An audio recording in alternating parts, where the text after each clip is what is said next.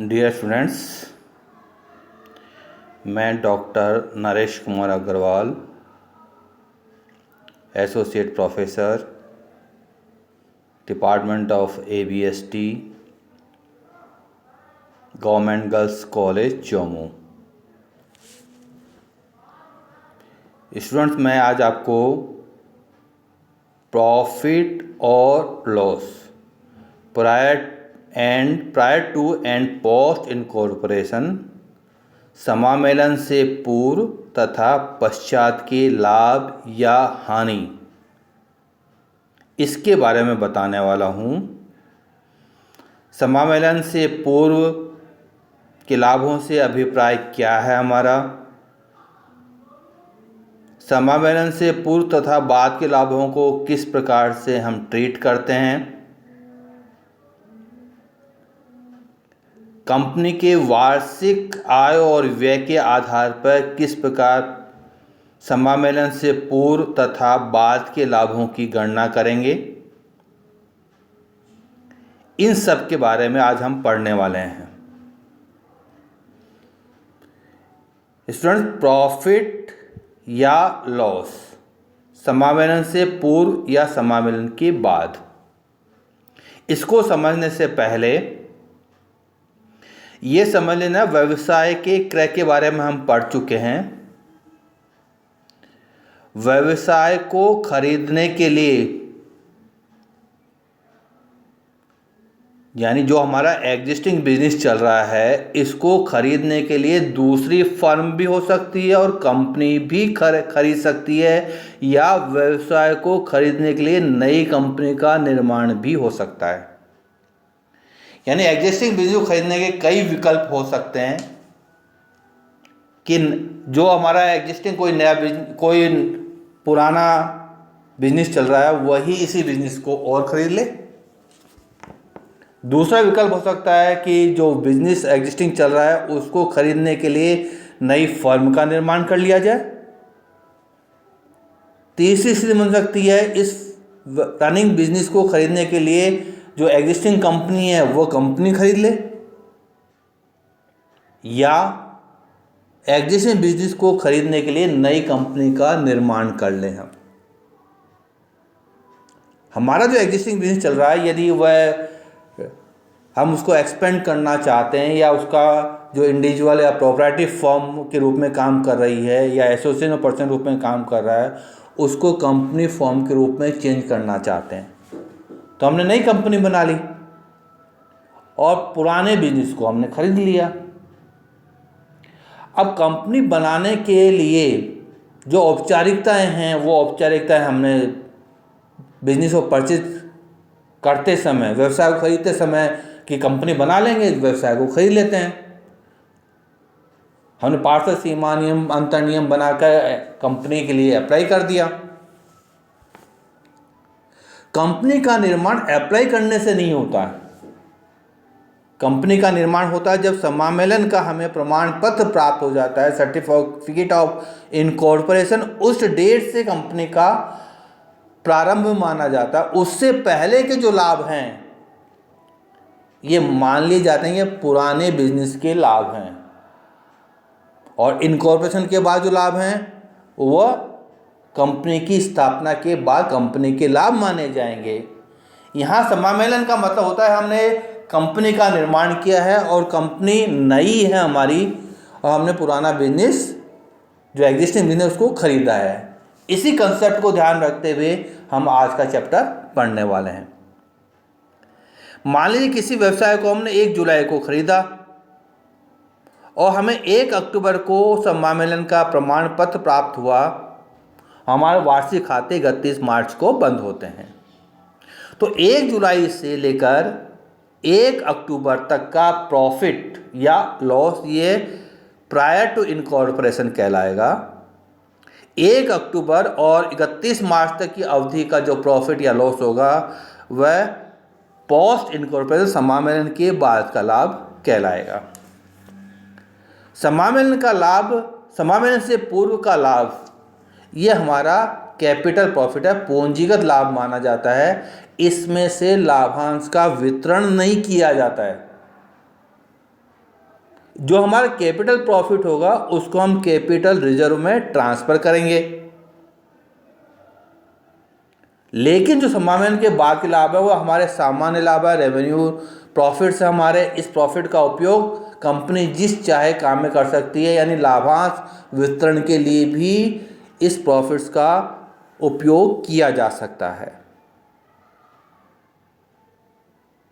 लेकिन कठिनाई क्या होती है कि जब हम समामेलन से पूर्व तथा बाद के लाभ कैसे निर्धारित करें, क्योंकि हमारा आय और व्यय विवरण पत्र तो पूरे साल भर का यानी बिजनेस खरीदने के बाद और वार्षिक लेखा खाता बंदी तक एक ही तैयार किया है। उसमें तो हमने इस टुकड़ों में बाता नहीं कि हमारा बिजनेस समामेलन से जिस दिन सर्टिफिकेट मिला उसके लिए हमने अलग से खाते बना रखे हैं, समामेलन के बाद के खाते हमने अलग बना रखे हैं। सामान्यतः ऐसा नहीं होता है।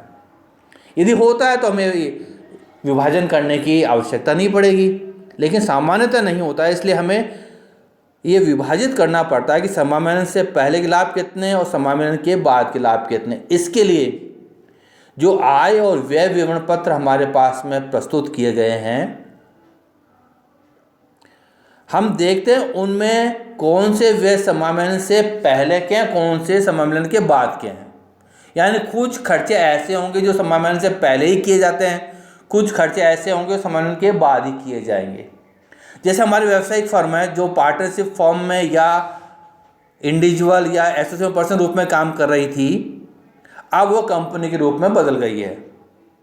तो पार्टनर सैलरी, पार्टनर्स के कैपिटल पर इंटरेस्ट, ड्राइंग्स पर इंटरेस्ट, ये सब खर्चे ये एक्स स्पेशली बिना किसी नाम नुकुर के हम इनको मान सकते हैं यह समामेलन से पहले के खर्चे हैं, क्योंकि कंपनी में पार्टनर्स नहीं होते हैं, ड्राइंग्स भी नहीं हो सकती है, उन पर इंटरेस्ट का लेना और देना भी नहीं होता है। इसलिए पूर्णतः स्पष्ट रूप से ये खर्चे समामेलन के पहले के माने जाएंगे।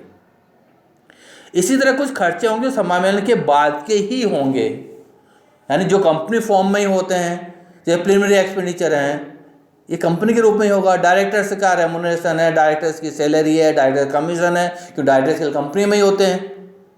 तो ये स्पेशली जो हमारे खर्चे हैं ये स्पष्ट रूप से ये समामेलन के बाद के ही खर्चे हैं। यानी इश्यू एक्सपेंडिचर होंगे, चाहे वो डिबेंचर इशू होंगे के संबंध में हो या शेयर कैपिटल के संबंध में हो, ये सब खर्चे हम मानते हैं ये बाद के ही खर्चे हैं। इसी तरह जो भी खर्चा हमको रहता है कि कंपनी फॉर्म में ही हो सकता है, वह व्यावसायिक फॉर्म में नहीं हो सकता है, वो समामेलन के बाद के खर्चे। लेकिन जो कॉमन खर्चे हैं जो दोनों में होंगे, जैसे सेल्स कमीशन है, ऑफिस एक्सपेंडिचर है हमारा, ये दोनों में ही होता है हमारा। तो इस प्रकार के खर्चों को हम विभाजित करते हैं either on the basis of sales और on the basis of time. कुछ खर्चे ऐसे होंगे जो टाइम से संबंध रखते हैं, जिनका समय से है। जैसे हमारा रेंट है, हम एनुअली 12,000 रुपये का रेंट पे कर रहे हैं या 12 लाख का रेंट पे कर रहे हैं, यानी 1 लाख या 1,000 पर मंथ। मान लिया हम 1 लाख पर मंथ रेंट पे कर रहे हैं, तो हम तय कर सकते हैं कि भाई जिस दिन समामेलन हुआ वो डेट हमारी तय है, उससे पहले की अवधि कितनी है और बाद की अवधि कितनी है। तो इन खर्चों को, इस प्रकार के जितने भी खर्चे होंगे उन खर्चों को हम समय के आधार पर विभाजित कर सकते हैं। जैसे सैलरी देनी है, सैलरी मंथली दी जाती है, तो हम तय कर सकते हैं कि समामेलन से पहले के कितने मंथ हैं और समामेलन के बाद के कितने मंथ हैं। उनके आधार पर समामेलन से पूर्व के खर्चों को और समामेलन के बाद के खर्चों को, सैलरी से संबंधित खर्चों को बांटा जा सकता है। इसी तरह हमारा इंश्योरेंस का प्रीमियम हो सकता है, कुछ ऑफिस एक्सपेंडिचर हो सकते हैं जो समय के आधार पर होते हैं। जैसे टेलीफोन एक्सपेंडिचर है हमारा, ये मंथली आता है हमारा। जो आजकल तो स्कीम होती है, स्कीम के अनुसार कितना भी टेलीफोन यूज करो वो खर्चा हमारा उतना ही आने वाला है। तो ऐसे खर्चे जिनका संबंध समय से है, उनको समय के अनुपात में विभाजित करके समामेलन से पहले के खर्चे और समामेलन के बाद के खर्चों में हम विभाजित कर लेते हैं। इसी तरह कुछ खर्चे जिनका संबंध विक्रय से होता है, जो विक्रय पर आधारित है, जिनका संबंध विक्रय से ज़्यादा है, समय से कम है, इन खर्चों को समामेलन से पहले की बिक्री की अवधि और समामेलन के बाद की बिक्री की अवधि इस अनुपात में विभाजित कर देते हैं। जैसे सेल्स कमीशन है, सेल्स कमीशन समामेलन से पहले जितनी सेल्स हुई उस पर डिपेंड करेगा, समामेलन के बाद कितनी सेल्स हुई उस पर डिपेंड करेगा। तो सेल्स के अनुपात में सेल्स कमीशन को विभाजित कर दें। या एडवर्टाइजमेंट एक्सपेंडिचर है, सेल्स ज़्यादा होगा तो एडवर्टाइजमेंट एक्सपेंडिचर ज़्यादा किए होंगे। तो इस प्रकार के खर्चे, चाहे वो कैरिज से संबंधित होगा चाहे बैड डेट से संबंधित होगा, इस प्रकार के खर्चे जिनको लगता है कि उनका संबंध समय से नहीं बल्कि विक्रय से है, उन सब खर्चों को हम विक्रय अनुपात में विभाजित करके समामेलन से पहले के खर्चे और समामेलन के बाद के खर्चों में विभाजित कर लेते हैं। इसके बाद हमको ये, जब हमने खर्चों को विभाजित करना है, समामेलन से पहले खर्चे, समामेलन के कितने खर्चे, इसके बाद हम अपना gross profit, profit loss account बना सकते हैं और तय कर सकते हैं एक कॉलम हमारा समामेलन से पहले का हो जाएगा, एक कॉलम हमारा समामेलन के बाद का हो जाएगा। और इस प्रकार प्रॉफिट या लॉस की गणना समामेलन से पहले और समामेलन के बाद कर सकते हैं। जो कैपिटल प्रॉफिट होगा यानी समामेलन से पहले का प्रॉफिट है, उसे कैपिटल रिजर्व में ट्रांसफर कर दीजिएगा। एक छोटा सा बिंदु और समझिएगा, ये टाइम रेशियो सेल्स रेशियो, सामान्य टाइम रेशियो बहुत आसान होता है कि समय जितना समामेलन से पहले का और समामेलन के बाद का जो अवधि है, उस अवधि के अनुपात को समानुपात कहेंगे। जैसे एक कंपनी जिसकी स्थापना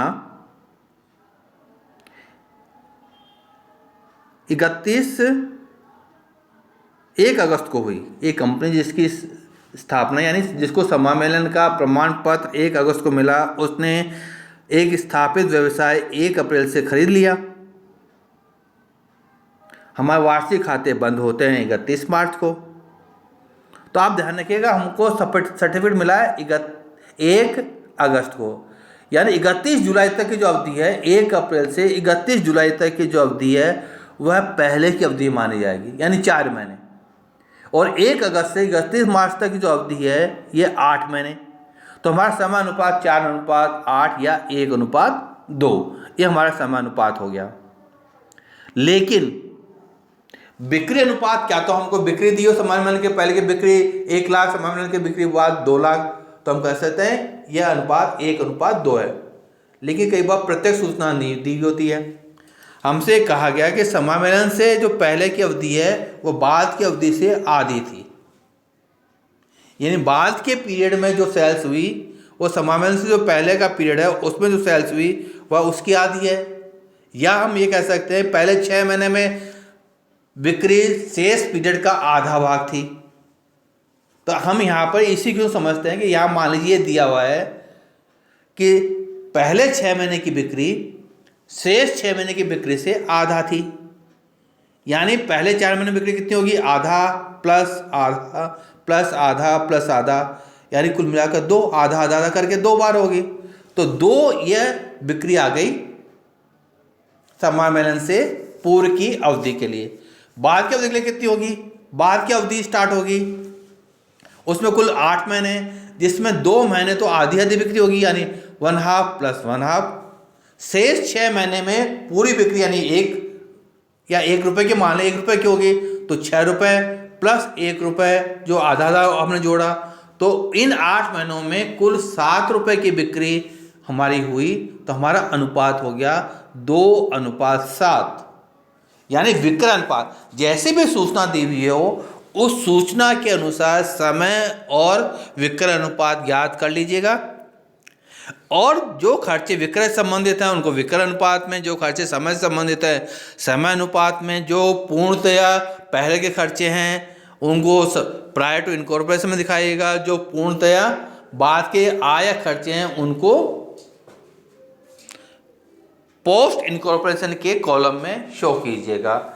और ये करके हम ज्ञात कर सकते हैं कि समामेलन से पहले के लाभ कितने हैं और बाद के लाभ कितने हैं। इसके आधार पर हम ये भी समझ सकते हैं हमारा कैपिटल प्रॉफिट कितना है, हमारा रेवेन्यू प्रॉफिट कितना है।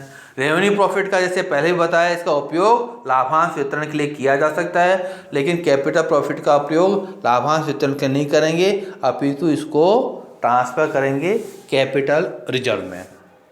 तो स्टूडेंट्स, आज आपको पोस्ट और प्रायर इनकॉर्पोरेशन प्रॉफिट कैसे कैलकुलेट करेंगे इसके बारे में बताया। फिर भी कोई आपको कठिनाई हो समझने में, कोई पॉइंट समझ में नहीं आया हो या कंफ्यूज कर रहा हो, तो आप मुझे अपने व्हाट्सएप ग्रुप पर अपने प्रॉब्लम डाल सकते हैं या फ़ोन करके अपने प्रॉब्लम पूछ सकते हैं। यथासंभव आपका जो प्रॉब्लम है उसका तत्काल समाधान आपको मिलेगा। Thank you.